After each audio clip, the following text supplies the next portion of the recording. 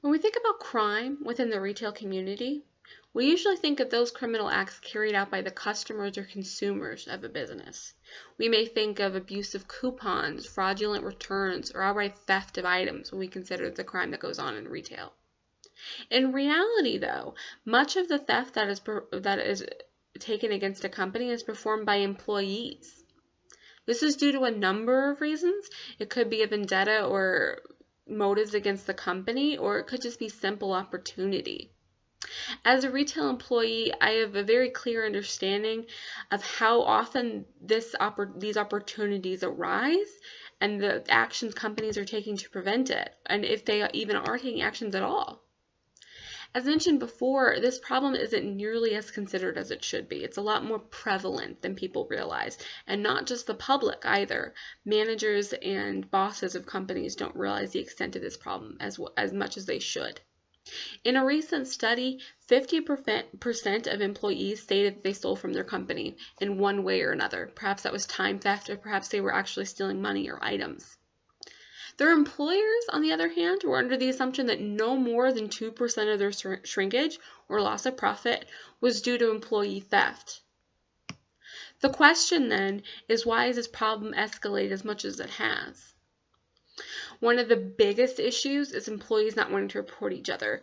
Employees are more often aware of what goes on in a store than anybody, and they're more likely to know if something criminal or unethical is taking place. And if they're not willing to report each other, that creates a large obstacle for the managers and bosses of that company. This can be present at the corporate level and can even be argued to have trickled down to the local level from there. At the more corporate level, and as the higher you go in your career, you're given less supervision, and the people you work with are more of your peers and less of your supervisors and bosses. From there, you're much less likely to report someone that's on your level as you are to report someone under you. So these higher level crimes are left to go, and this atmosphere of not reporting and not getting involved in these types of things can trickle down to a more local level. This isn't the only type of corporate sentiment that can be felt at a more hands-on local level. Unethical actions of corporations often affect the customer loyalty and feelings that customers have about a store. We can't assume employees don't feel the same thing. Unethical actions taken by corporations, such as not disclosing the way that they conduct security measures, such as hidden cameras, can create a feeling of distrust within a store. For example, when you look at the coupon policy, which I'm well aware of in my store, it lays out all the things that qualify for a return. But then at the very end leaves a clause that says they can deny your return for whatever reason. They don't need to give you one. While this is supposed to be used as a last-ditch effort to deny known fraudulent returns, when abused, it can breed a sense of distrust and unloyalty to a company. So what's the effect of that distrust? In a study, it was found that employees that felt unloyal to a business were more likely to perform unethical behaviors, or at least not try to go out of their way to avoid them. Things like coupon abuse were a lot more likely if a customer felt unloyal to a customer. The study didn't find that it decreased the amount of actual crime that went on in a store, but just a general atmosphere of caring about how the store was doing was on the part of the customers. This same sentiments can be felt by employees. If an employee is dissatisfied with the way that a company has been treating them, they may act in unethical manners, such as not reporting crime among peers, which we know now is a very common issue. They allow coupons and returns that they know they shouldn't. They're allowed to abuse those powers that they have. And then just simply not reporting petty theft. If they see someone steal something small, they may feel it's not worth the effort to report it or get involved in that. At the core, employees are the safeguard of corporate policies and practices. No matter how a corporation wants their business to run or how bosses want their business to run, if their employees aren't willing to do the work to carry those out, they're not carried out. the employees are often the day-to-day policers of policy and rules when managers and bosses are left to deal with more large-scale picture items. So what are corporations doing to prevent these types of things? The issue is that much of the research and much of the practices done by corporations is aimed once again at consumer theft. They experimented with things such as putting cameras versus public views on pricey items, in which closed-circuit cameras were aimed at items and items were placed in public views. The intent being that if a person felt like they were being watched, they would be less likely to steal or take advantage of something. The study found that closed-circuit cameras were far more effective than public views. Fake deterrents, like putting things in fake lock boxes or fake locks, were thought to maybe cut down on the number of opportunity crimes. I work in a place where we have a padlock on one of our high security items, and it's never locked. It's simply turned to where it looks like it's locked. Not disclosing their real security measures to customers or employees. I worked at my place of business for a year and a half before I found out we didn't have any sensors on the door, and that if we didn't see you take something, we wouldn't know if you took it.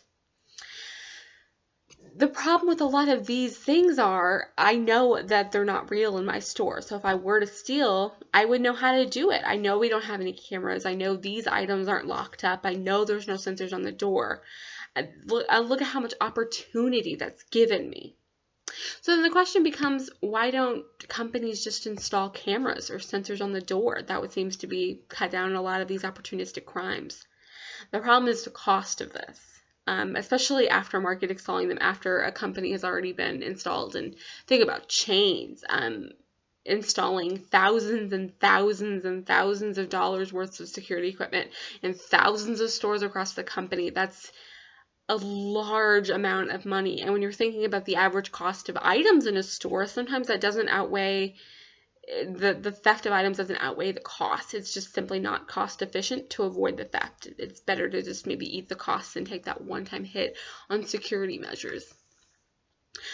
Companies have explored by only installing cameras and extra security measures in stores that experience the most theft. That makes sense on paper. If a store is experiencing a lot of theft, install cameras in that store instead of installing them in stores where they experience very little theft. The problem that comes from this is that occasionally the cameras they installed in the stores have been surrounded by a particular ethnicity. It can be any ethnicity. I'm not talking about a specific one, but if that area is at all ethnicity heavy by one ethnicity, they're accused of racial profiling, and then that creates distrust, which leads to the problem that I've mentioned previously. So much of the security measures is defeated by the fact that they're not looking at the right market. They're not looking at the true perpetrators of the crime, which is the employees, or often it's the employees. It's of course not everybody. So what do I think that companies need to do to prevent this type of crime? Well, for one, they need to educate themselves about who they need to be looking at. Certainly, customers steal. I mean, that's not a mystery to us. We know they do. But employees have a lot more opportunity and have the tools and the knowledge to cause a lot more damage. Companies and bosses need to become much more aware of that. And from there, we can conduct experiments about what can better be done to catch these thieves or prevent it from happening in the first place. I think one of the biggest deterrents to crime within the workplace is building a close-knit community.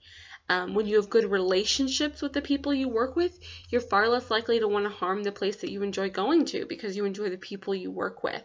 That's what can make the retail community a community, when you actually care about the people you work with.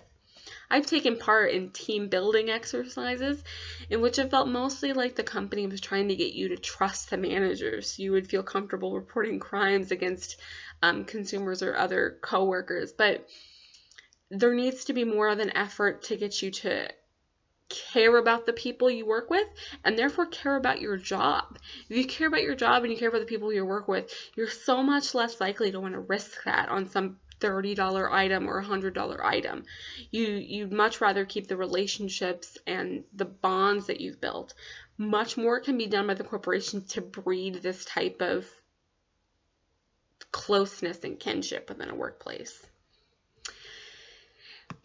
Consumers and bosses of companies need to be aware of what's really causing the problems in their stores. They need to refocus their gaze on what can actually be done and what will actually be effective to prevent profit loss, and what they can do to have a better future and better profit margins in the future.